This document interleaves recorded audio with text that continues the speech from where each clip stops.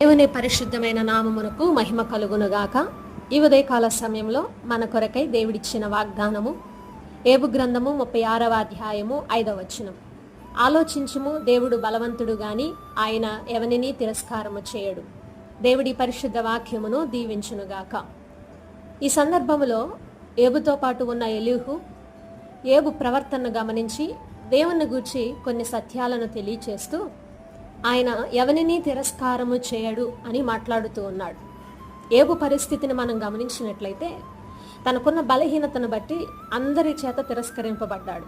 కానీ ఆ స్థితిలో దేవుని చేత ఒక వాగ్దానాన్ని పొందుకుంటున్నాడు. అదేమిటంటే ఆయన ఎవరిని తిరస్కారము చేయడు. ఈనాడు మన జీవితాలలో కూడా మన ఎదుట అనేకమైన తిరస్కారమైన అనుభవాలు ఎదురవుతూ ఉంటాయి. స్నేహితులు, బంధువులు, సమాజం ఎవరో ఒకరి చేత మనం తిరస్కరించబడుతూనే ఉంటాం.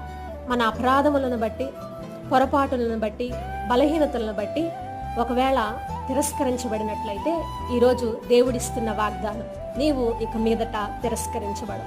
ఈ వాగ్దానమును బట్టి దేవుడు మిమ్మును మీ కుటుంబాలను దీవించునుగాక.